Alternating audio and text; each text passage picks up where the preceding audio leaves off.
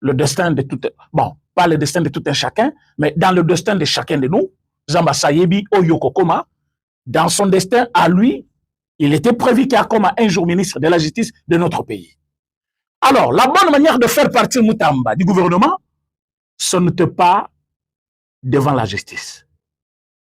On pouvait parfois attendre remaniement, remaniement Soki et Salemi, à Katia, remaniement wana, Bakoko Moutamba, Batie Mopanzi, le président Salango, ministre Moussous. Mais ce que nous avons assisté, c'est comme si Batumoko Boyi va influencer pour que, tant Moutamba Kozala devant justice, comme gouvernement, il fallait intervenir. Tant le président Kobanda Konome, que Moutamba ne soit pas comme l'obstacle, président Kolekaye, Soki Azali, en train d'être jugé. Et c'est ce qui s'est passé. Le président de la République, s'il n'avait pas aimé la connaissance de Moutamba, connaître son niveau, et surtout l'apprécier, à l'ingénieur gouvernement.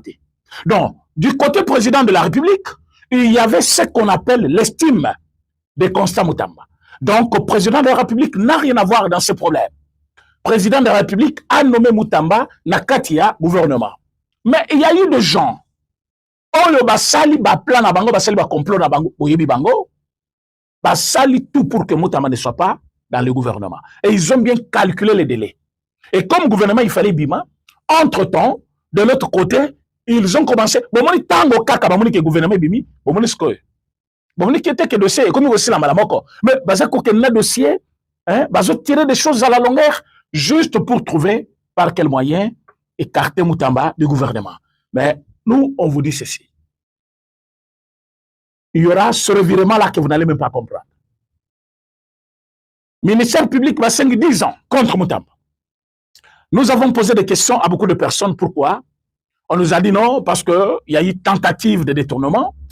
Qu'on a procès à l'Obi Balobaki parce qu'il y a eu un virement irrégulier. Les autres ont dit, comme le compte était un compte courant, Mokolo Société n'a pas utilisé bon lobby, mais il y a des documents qui stipulent que bon, on a eu un ministère, il y a justice, et qu'il a libellé bien défini. Et pour la construction, il y a Nanuana. Alors, ce qui déjà, n'a intention ya batu, basé déjà na Oyabango, Basalaki, contre Moutamba.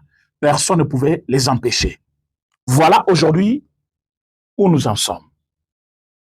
Ba juge ba sangani.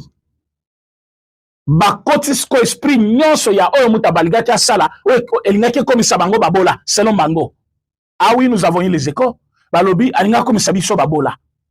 Mais vous travaillez pour la République. Vous êtes payé, cher juge. Pour un intellectuel nyonso, pour un mutu nyonso atanga classe na bien. Batu oyo bayebi mode de vie. Niveau bino bozali, eza niveau oyo mutakutika la kama bola te.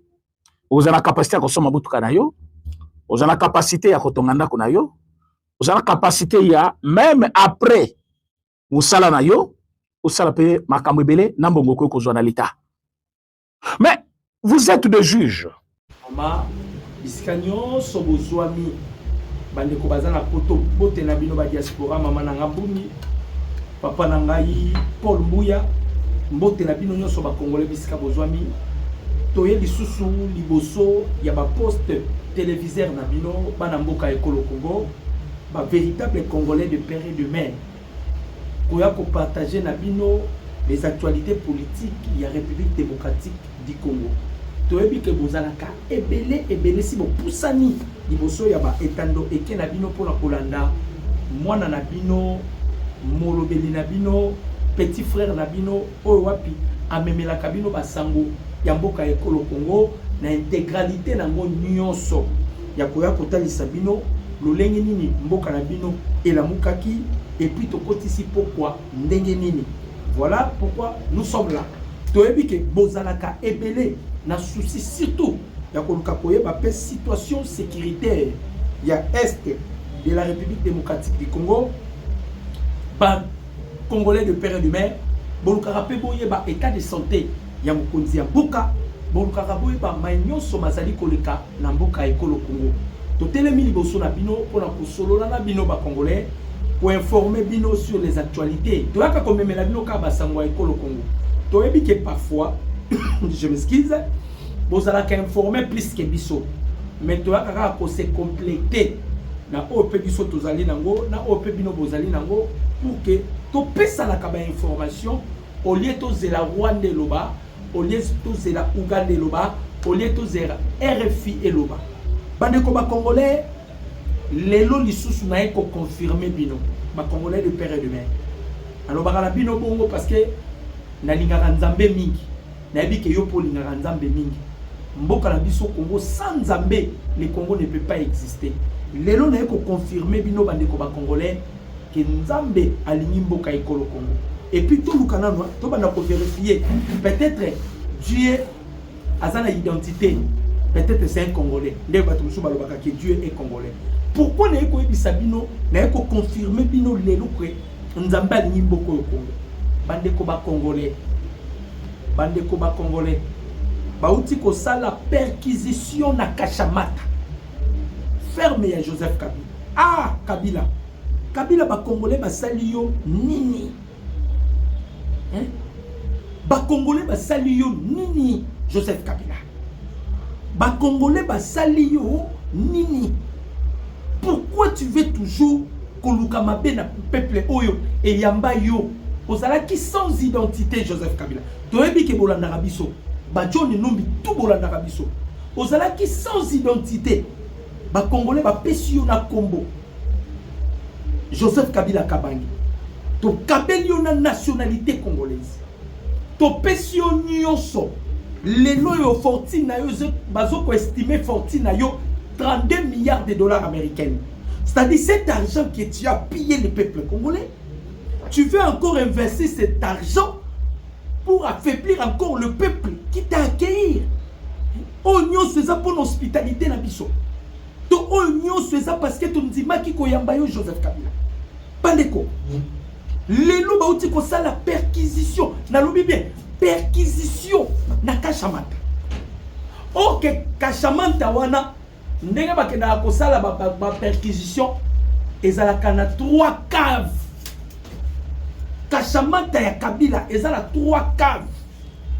Bomo nana nous danger au Kabila bande ko préparer le biso na o balancer bino image. Bomo na danger Kabila bande ko préparer le biso. Bota la image. Aimez vidéo, commentez, partagez les liens. Bande ko ba congolais. Ah, Kabila. Personnes, soi-disant agent de cardinage, la société CAC, campagné dans une personne. Botala. Eh ben, on va congolais Botala.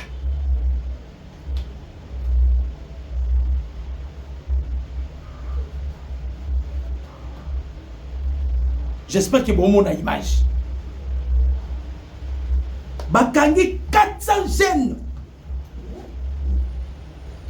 Oyo bakangi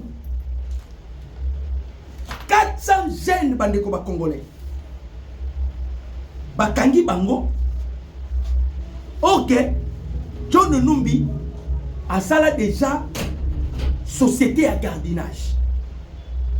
Kabila asala ki société à gardinage avec 15 000 hommes.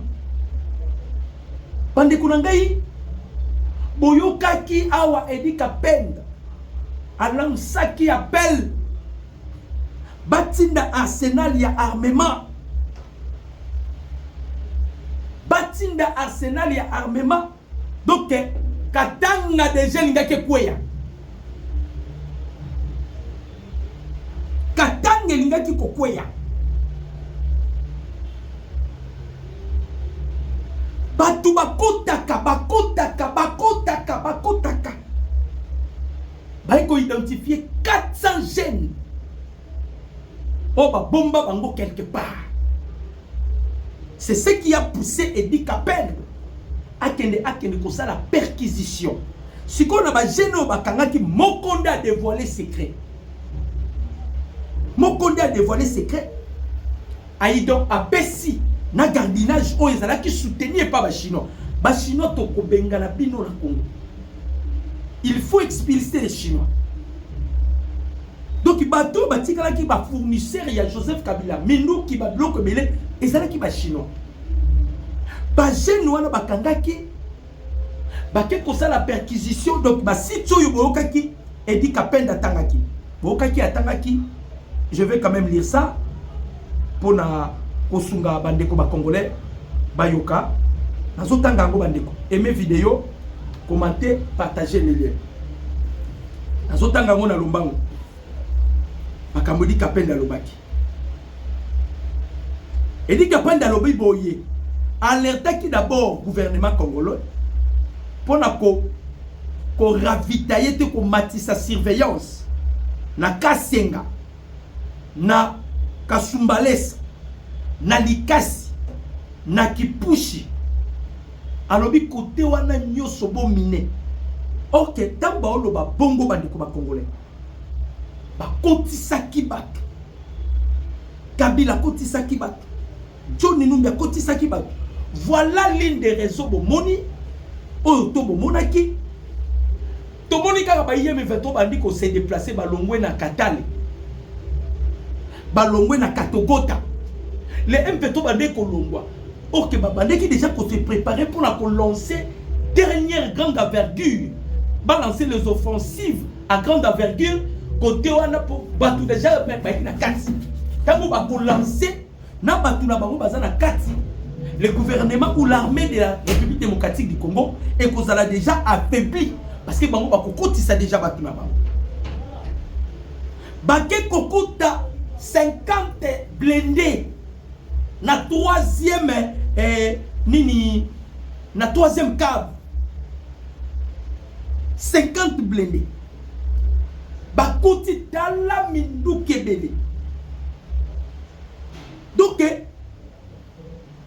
kokende Joseph Kabila na Brazzaville akendaki oui basengaki ça peut intervenir pour qu'il y ait un dialogue, mais dans le fond baneko lukaba Congo Brazzaville asunga bango batia base ya base aérienne et permettre bango basa la ravitaillement lisolo boyo kaka ya ba port 12 ports va confisquer à mon gouvernement congolais. Les avions va gagner dans le gouvernement congolais. C'est-à-dire, Kabila Zotambola, va multiplier ma manœuvre pour chercher comment déstabiliser la République démocratique du Congo.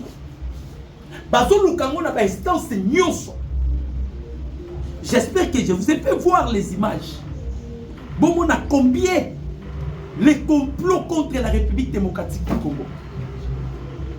Yango na mona ki mutu moko ayebisa kingai na ba internaute kaka quand on fait des émissions internaute moko akomelinga lobby ah bozo rêver kala mingi te tozo soit grand kaka. Moi-même je ne savais pas. OK, batouana déjà bakotaki déjà bandeko ba congolais. Ni tété vigilance, il y a Edi Kapenda. Si par malheur, ma Franck qui tombe dans la Bakatanga, ou bien ma Christian Chiwe, Bandeko. Voilà pourquoi Paul Kagame, il s'attendait toujours à une guerre. Que très bientôt là, je vais enlever Tshisekedi. Kagame a causé la bitumba. Bazalaki déjà ba minaki. Papa, 50 blindés. Écoutez-lui wapi. Normalement, les services autocoïs qu'on l'a dit, c'est un air et de gemmes. Bateau bazo kota dengue papa 400 jeunes. N'alaxi bino image bomoni non. Bandeko 400. Pouvez-vous imaginer bandeko ba congolais? Edi Kapenda kangi bango tout. Yango ba kangi ba présenter bango. Et les jeunes, ils ont confessé. Ils ont confessé que c'est Joseph Kabila. Nazasima biloko yo. Mukonza Mboka.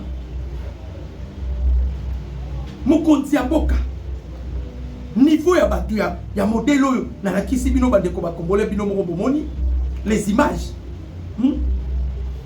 balobi boye province du Lualaba coup de filet réussi contre un groupe de suspects dans la commune Manika, ville de Kolwezi. Ils sont plus de 400 jeunes et adultes très suspects, supposés agents de la société de sécurité et gardiennage CAC, attrapés par les services de sécurité dans une grande parcelle avec des effets de la police nationale congolaise. La première information, ils sont tous venus d'autres provinces de la République démocratique du Congo. Ils ne sont pas les vrais et véritables fils du Lualaba. Ils portent des effets de policiers. Ce qui a semblé très suspect, c'est le fait d'être venus d'autres provinces de la République démocratique du Congo, cantonnés dans une parcelle et surtout de porter les effets des policiers. Très grave. Ils portent de tenue avec des mentions CAC, une société de sécurité et gardiennage qui n'a jamais exercé dans cette province du Lualaba. Avez-vous imaginé un peu cela? Balobi Bazali, bato société à gardiennage, ba fait l'attaquer. Or que société wana na Lualaba existe à kate. Société wana na Lualaba existe à kate. Bobo Sanate, Mikolo utaki koleka, Tanzanie asunga kibiso, Tanzania asunga ibiso. Tanzania asunga ibiso ndenge nini? Ba utaki kokanga, bakanga ki ba conteneur. Ba conteneur fallait qui ekota. Pourquoi bazo viser toujours Katanga? Na conception ya Paul Kagame. Tangu basala ki aso na Goma na Bukavu, selon bango bamonaki ke nde bazui Goma na Bukavu, ezalaki moyen moko ya motuya pour asphyxier le gouvernement congolais. C'est alors que le gouvernement congolais va s'incliner na ba demande na bango. Ba demande na bango boyebi. Eza eloko mususu te. Même le cahier de charges na bango ba memaki na doa, vous le connaissez très bien. Alors, quand on dit qu'on luka bazui Goma na Bukavu, selon ba expert basali expertise balobi Goma na Bukavu, ce n'est que 10%. Il y a République démocratique du Congo, les 90% et ça nanu na maboko il y a gouvernement congolais. Alors, pour na bango ba monaki ceux qui va récupérer Grand Katanga, ba kozala directement la facilité, il y a ko paralyser côté wana et ko permettre bango ba sala pe makambo ebele. C'est alors bandaki ko kotisa batu. Bazo kotisa batu. Nzambe ya ba congolais ala la kate. Congolais tozana nzambe ya solo. Peuple congolais bobo sanate. Oyo nyoso tozomona oyo. C'est le Dieu qui peut faire ça. Est-ce que vous pouvez imaginer? Vous pouvez imaginer les lots aux États-Unis d'Amérique. Paul Kagame est désigné comme le premier sponsor na terrorisme dans le monde. Tant déjà les Américains comme ils ont désigné Paul Kagame étant premier sponsor na terrorisme dans le monde. Na lobaki na bino lobby awa. Le jour de Paul Kagame sont comptés. Na lobaki na bino batbaswa ki yango à la légèreté. Je vous avais dit, les jours de Kagame sont comptés. Vous savez pourquoi? Bêtise yo utayi ko salama il y a 50 ans eli à congrès américain. Oh bangai basala ba bêtise, balandeli ba magui, il se rendre compte. Moïse Katumbi, Joseph Kabila, Paul Kagame, ba bimisaki ba mosolo na bango. Batiaki mosolo et pas ya ba lobbyiste américain pour baluka ba bousiller to ba mettre en échec les accords tous les deals entre les États-Unis et la République démocratique du Congo. Bazolu capable bloquer loko wana pona nini. Bandeko foboyeba eloko moko. Na sur le plan spirituel, on dit makila ndenge tangaka na Congo wana. Makila on utilise le sang pour le pouvoir. Makila ba utilise hango pour le pouvoir. à chaque fois Bakagame Basopaka Makila, sur le plan spirituel, et là, il rend Kabango fort et puissant. Parce que Basopa Makila, n'a pas occultisme et rend Kabango puissant. Maintenant, quand le président Félix a à lobby, il faut guerre et sila. Bitumbo Bazobunda, et Zaka Makambo ya commettre fait guerre. Parce que Bango peut batali balobi que pouvoir oyo ndenge yeli. Dès que pouvoir on risquerait de ne plus bénéficier. Parce que la politique est un monde d'intérêt. Ils ont compris que ici, nous sommes déjà bloqués. Maintenant, ils veulent utiliser des moyens. Des moyens qu'ils ont utilisés. Et heureusement, le chef de l'État a attaqué déjà Edi Kapende na Katanga. Ayebaki pourquoi attaquer Edi Kapende na Katanga? Parce qu'ils savent bien que Edi Kapende maîtrise bien Katanga. Alors, bah, récupérer ma gêne. Mikolo, tu connais Kaboyo Kaki Bayam 23, Balobaki, Bazak, on s'est retiré. Bah, on s'est retiré. On s'est retiré, Wana. Babaki, tu as policiers. Les policiers au Bozo Kawana, ils ont groupe, il y a gardinage, il y a Joseph Kabila, où ils ont 15 000 hommes. Groupe, il y a gardinage, on a Kabila a créé. Pourquoi? Parce que les M23, c'est Lumbi Solo. Bazoluka va changer maintenant le poso ya M23. Balatisa M23 le poso Moussousou. Parce que M23 déjà, na mokili déjà, et si elle Lumbi Solo. M23 déjà na mokili Lumbi Solo. Maintenant, Bazoluka par quelle magie? Bazoluka va latisa, soit va créer ma société à gardinage. Nous moni va créer qui va société. Ils ont récolté même les petits gènes. Mais ils ne sont plus des Congolais. Ok, Baouti Rwanda. Parce que même une société à gardinage, la loi là existe à côté. C'est ce que Fifi Masuka a témoigné. Société Wana existe à côté. Batouana Baye, ce ne sont pas des Congolais. Bon coopérer avec le gouvernement congolais. Bon coopérer avec la justice. Neba Sanzi. Bauti na Kigali, Bamsou Bauti na Somalie, Balokotaki Bangobaya. Kabila préparait toujours des assauts. Yamoto Baneko Ibisa Congolais. Bandeko, danger Zananouana. Ce que nous devons faire, nous devons beaucoup prier pour notre pays. Bandeko Batubaligi Kimiate na Congo. Même les multinationaux, Télémi, ils ne veulent plus la paix en République démocratique du Congo. Bango Soki Congo est en désordre. Congo crise ezali, Congo kobenda na ezali, ezalaka pouvoir pour la bango. Maintenant batali déjà makamundenge ezokendele. Batali avec la détermination à Mukonza Mboka. Batali pe leloyo balubo ya kashama.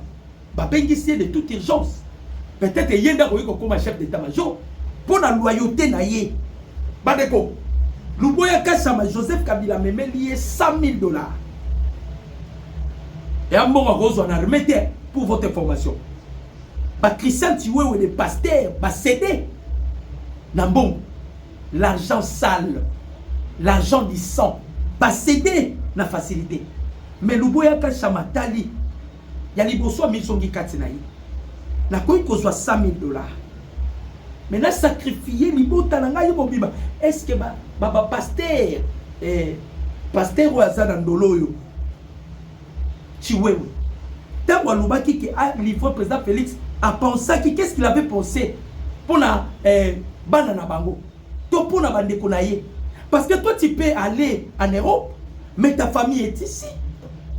Famille est ici. Vous voyez Bagabo Ucho Salama en Belgique, non? Vous êtes quand même informés, surtout la diaspora. Les Congolais, conclave via Moïse Katumbi Ucho Salama en Égypte, na Belgique. Ça qui a des jours. Objectif, il y a conclave d'abord. Vous savez, c'est pourquoi Babunda, que le gouvernement en place ait respecté le délai constitutionnel. Et respecter le délai constitutionnel. C'est-à-dire, en 2028, il faut pas organiser l'élection. Conclave Bassal. Wana Liboso. Yami Balé. Ils ont dit officiellement qu'ils ne sont pas avec Corneille Nanga. Bango Bako s'associer na ba rebelle. Appelle déjà à Joseph Kabila. Ba candidat potentiel au Kabila a pensé qu'il va colanda et bango nyoso va se désister.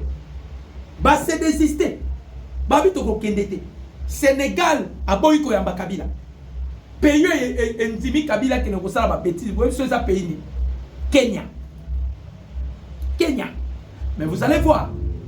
Kenya ndimi ko yamba bêtise. Vous allez voir les gouvernements congolais. Ba ko yamba batiki pa ambassadeur ya Kenya. Et là ma bende to monde dans le gouvernement congolais. Ce qui Kenya mais qui ko recevoir Kabila. D'ailleurs Kenya na Uganda bazaba tubakoyi ko sala awate. Na logique des choses. Les ambassadeurs il y a Kenya na Uganda bazaba tubakoyi ko sala awate. Bazaba tubakoyi ko sala awate.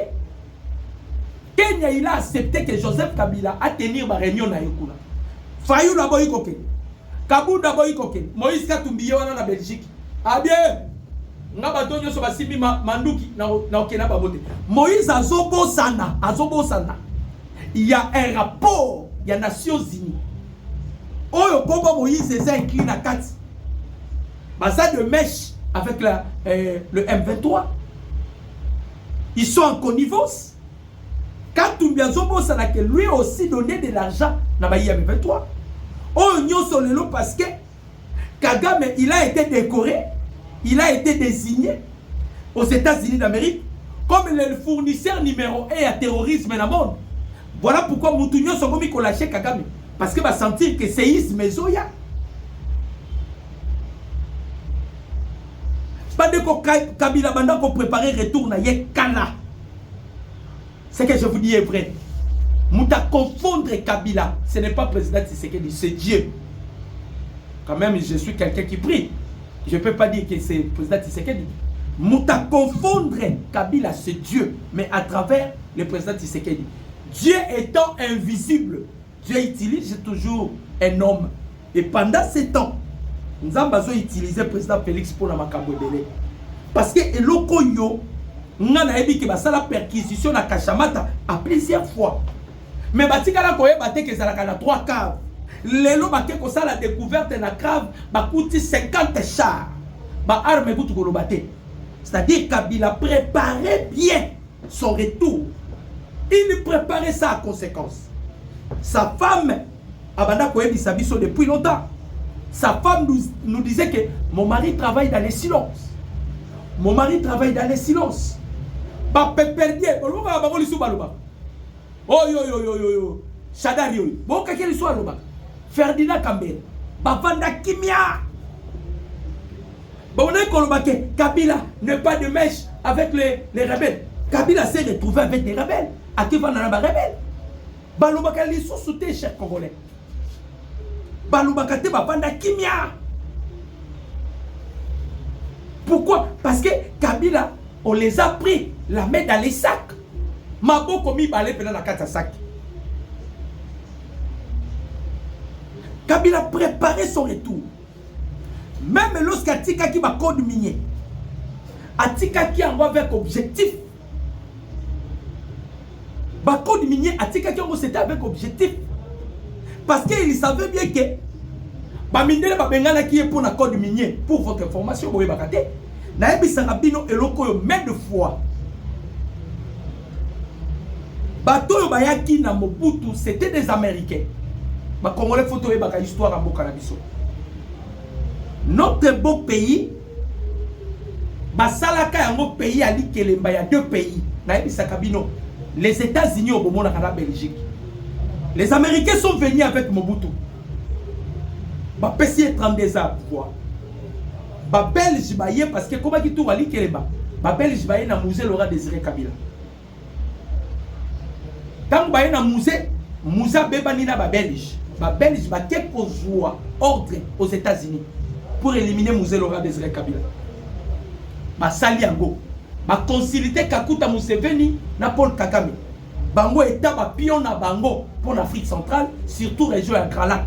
Bango le ba pesa qui Joseph Kabila. Maintenant les pouvoirs il y a Joseph Kabila, ba Belge ba pesa kayango provisoire. Parce que Azam Mouto a mérité à s'arrêter. Mais comme il est faible, à cause de la facile à manipuler. Pourquoi lui Michel Makaba Misarabisoti? Lui Michel. Oh non, Kabila a espoir. Il y a venir en beaucoup. Si vous allez vous souvenir. Lui Michel l'avait dit. Kabila a espoir, il y a venir en beaucoup. lelo esuka ndenge nini lelo esuka ndenge nini bango nyonso baza problème bango tout baza problème maintenant Kabila lokola salaka remise et reprise contre cœur Kabila salaka remise et reprise contre cœur asalaka longo na mutema moko te ayebaki ke tu sais que yaza faible tokoboma si facilement tokozonga na pouvoir ok kopesa oyo bango balobaka pesaka pouvoir ezalaki ne pour récupérer pouvoir ya ba congolais to récupérer pouvoir na biso ba congolais maintenant Kabila aza au four et au moulin pour son pouvoir soit soit ozonga pouvoir te ba perdre Congo soka kozonga pour un pouvoir te va perdre Congo, Congo est à la balkanisé. C'est ça son objectif. Parmi Batou Oyo Bazana Kati Oyo, Frigolin Ambongo, Abbé Donacé Cholé, Firgence Mouteba, Bandeko, Mikoleuti Kolekana Grand Katanga, Firgence Mouteba, à Salaka sélection y a ba jeune. Bandeko récolter ba jeune. Bandeko récolter ba jeune. Comme on luka bateau créer un mouvement insurrectionnel. Ce qui va créer un mouvement insurrectionnel et qu'on permettre bango basala des autres parce que Katanga ne bazo visé. Katanga bazo visé. Bane ko luka bateau. Basango bozo mona ba kotisi bateau. Yango bomoni edi kapen atie maintenant ordre. Ande tozolo bana bino boy. Baba disko ba perquisition dans l'église catholique. C'est la boroka manduki ekobima kuna. Bokoyoka minduki ekobima kuna. Je vous garantis déjà. Bokoyoka minduki ekobima. Ambongo a prometa que Olive Lembe. Vous voyez bien ngo ba congolais. Ayebisa que Olive Lembe tokosala na pouvoir na biso, mobali no kozongo pouvoir. L'une des raisons bomoni bazo ko exiger dialogue à l'inclusif. Dialogue à l'inclusif. Joseph Kabila à prendre part, Nani Nanga à prendre part, bateau nyoso babomi. Fayulu lelo boy ko région de Joseph Kabila, to au boy ko kene la réunion à Kabila. Mais lorsque vous êtes allé voir les chefs de l'État, quelle était votre proposition? Il faut qu'il y ait un dialogue inclusif. Conformément, il y a cahier des charges à Bamoupé. Maintenant, tu fais l'hypocrisie parce que Kabila bengi bino officiellement. Kabila veut maintenant prendre les commandes. Il y a opposition. Na Katumbi a sali semblant parce que il y a des mesures. Oh déjà américain ba zui. Bayebi yango. Mutu na mutakomi ko benda na komi ko kima. Bozo kima. To banayi koloba yango. Soki nzamba zana mutu. Inutile à rebondir moto là parce que et ça ne peut pas rebondir Nzambe en personne qui pouvait imaginer aujourd'hui les États-Unis qui ont bomba les sous makambouté États-Unis qui ont bimisa na poissa tout ce que Paul Kagame est en train de faire États-Unis comme un niveau bande comme congolais vous pensez que c'est du blague États-Unis comme un niveau il y a qu'au désigner Kagame comme premier sponsor mondial il y a terrorisme Bandeko. On a l'obaka. Nzambe ayoki kolela na biso ba congolais. On a autant souffert. Ba sakani na biso na Kagame na ba façon nyoso. Kabila sakani na biso na ba façon nyoso. Dieu en a décidé na souveraineté na ye. Abi non. Na opesa mutu moko boy. Mutu ana kozala ndeti. Tangu bango ba kolanda nature na ya ndeti ako compliqué bango. Ako compliqué bango. Herman Cohen a lobby na lobaka na bino. Je vous avais dit que Tshisekedi va confondre beaucoup de gens. Pas système à oignon se a bloqué. Et du capin de Léwana a récupéré 400 jeunes. Ba Rwanda nyonso to kanga bango ya kokanga lokola bana mikie. Ya kokanga. Bonjour kobundisa peuple de Dieu. Peuple bozo bundisa za peuple ya Nzambe. parfois tant on a l'obara boye, ba Congolais belé, ba zorango ba aventure. Si vous allez dans la Bible, et dans la banami balé, au babima na libumu ya Isaac, Jacob na Esaü. Et ça des nations.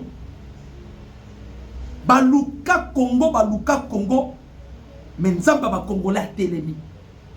Et dit qu'à peine de temps à côté en action, à bloquer Nasendi gouvernement. Par là, vous allez directement comprendre. Bandeko Congolais. Le plan était avec déjà Banani, Baoyo, Bakangi Oyo, Banani, Franck Kitumba, Christian Chiweo, Baebaki déjà Batouana Bakota. Parce que Bato Bakangi, Banakole Sabangondengeni. Vous ne voyez pas qu'ils étaient en contact avec certaines personnes. Banakole Sabangondengeni. Banakole Sabangondengeni. Non, tout a été déjà planifié.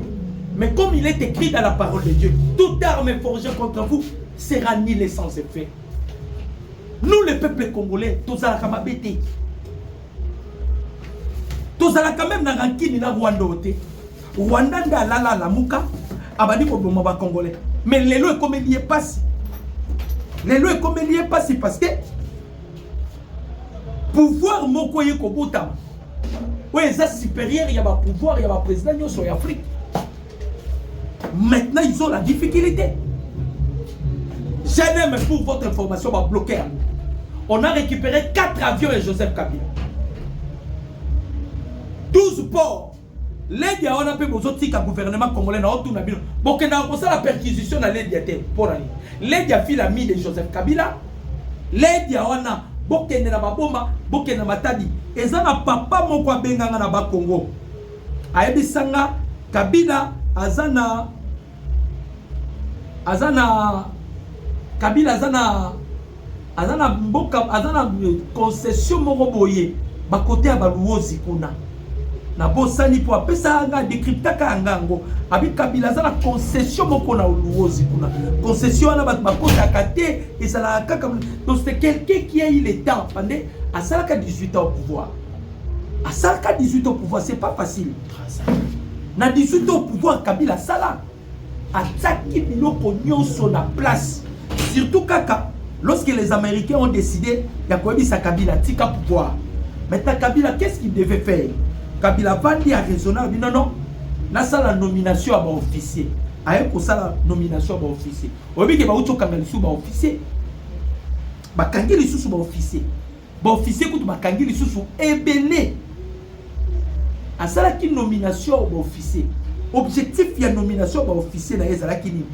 Soka kei akei ndenge soki pouvoir ici la kei, il peut revenir au pouvoir soit par un coup d'état ou soit par un coup d'état constitutionnel. Et ça a qui des probabilités. Comme ça on a bako abolir malamu accord ya Sen City. C'est-à-dire azala qui a deux options. Soit à un coup d'état constitutionnel, soit à un coup d'état penza Mandu Kiboy. Alors, Tambo Vanda Kiawa, il était en difficulté. Kabila devait maintenant Kobima Libanda, parce que si Kobimi Libanda, même le président Félix a géré Kabila, même sur le plan spirituel, on a eu des sabines à solo. Pour contrôler l'ennemi, il faut s'approcher de lui.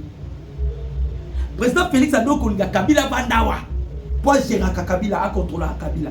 Et par là, Kabila a une difficulté. Kabila se sentait comme si il avait une prison au ciel ouvert. À ciel ouvert. C'est ce que Kabila voulait maintenant. Abima. Il avait créé maintenant la thèse. C'est alors que vous avez vu Kabila sortir.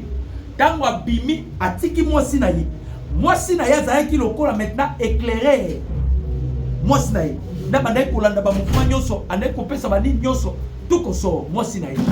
Malheureusement, Bakini Saï. Mwasinaï, Akima. Donc c'était comme ça. Maintenant, ça la biloko wana. Ba usa biloko wana. Bachadari bazalaki na côté Moussousou. Moussousou, l'Assemblée nationale, vous le connaissez, il n'y a pas même moyen de citer son nom. Moussousou bazalaki na union sacrée. Donc bazalaki penda ba panzana ki na ba branche belé. Et Kabila a été informé à tout moment. Mais au fur et à mesure, le président Félix Azoke na Kabila, au fur et à mesure, les chefs de l'État commencent à tous les antennes qui pouvaient permettre que Kabila soit informé. Dans le Baranabino, ce qui fait la force d'une nation sont des renseignements. Nation renseignements, ça a raté ça, nation Koufa. Il y a un moment dans le domaine des renseignements, bon belé. Kabila Zaraki na facilité, Azaraki na misumi balé, na kati armée na biso. Azaraki na Tumba Biamunda, Azaraki pe na Christian Chiwewe. Azaraki miswa Kabila, on va ko permettre Kabila. Azara na facilité qu'on soit contrôle l'armée. Tous on comprend de Maloba, on a par rapport, il y a point de presse, il y a Paul Kagame. Vous savez Kagame Maloba na biso nini? Kagame Maloba ti seke de osala lolene. Ngana na makoki ya ko enlever yo. Ba Congolais pe balali ba namuki na tongo ba moni yote. On se retrouver na Rwanda. Tant Paul Kagame a commis un niveau à Koloba Bongo. Allez-y comprendre. Vous comprenez quelque chose. C'est-à-dire Kagame ça, il azalaki si na ba Christian Chiwewe, bazalaki si na ba bango, c'est-à-dire ezalaki plan ba préparaki. Heureusement bandeko ba Congolais. Jean-Pierre Bemba, il était dans l'opposition. Peut-être que ba Congolais belé ba ebakate. Jean-Pierre Bemba azalaki dans l'opposition. Jean-Pierre Bemba le président Félix a benguié a poussé les pembe dans Mukonzamboka. Vous savez ce que le chef de l'État a dit ça à Jean-Pierre Bemba. Mukonzamboka a dit si Jean-Pierre Bemba. Bemba, aux Congolais, Congolais. Bemba, tu prends des consciences. Au moins dit combien de fois Mboko Ezaki poulailler. Si je tire biso na ba façon nyonso. Si vous allez continuer à me combattre, aux sa force n'a pas ennemi. On devait se réunir, s'unir, Tosimani Loboko Moko. Et nous allons renverser tous les empires. Yaba, surtout, empire Yama Touti, et ça qu'on s'est pointé dans l'horizon. Vous allez comprendre que Jean-Pierre Bemba, modèle, relation avec le président Félix. C'est comme si Jean-Pierre Bemba était ministre de la Défense, pour votre information. À comment en même temps conseiller particulier à chef de l'État. Bemba a dénoncé Kabila ici. Bemba a dénoncé des prêtres catholiques. Bemba est devenu comme un porte-parole du gouvernement congolais. Porte-parole de l'armée. Comme le porte-parole de la présidence. Tant que Bemba a la biloko, c'est par rapport à Bemba qu'on comprend que Bolingo Tshisekedi a la mopona mbokoyo. Si on perd Tshisekedi a mawa. Pendant qu'il est vivant, tu as exploité nous. Bolingo Zalango, quelqu'un qui a décidé, il y a qu'on soit moutou naïe, qu'on tient en jet. Alors, il faut que qu'on s'enga bakata moutou nanga, naza pré bakata. Mais bitumba la guerre faut ici. Est-ce qu'il faut bitumba ici? Et les Américains disent c'est quoi? Balobi, Babi Tshisekedi a décrété qu'il guerre. Abi a décrété qu'il guerre. Pas seulement guerre car il a boyé, mais il a décidé de les affronter. Banane, pas multinationaux.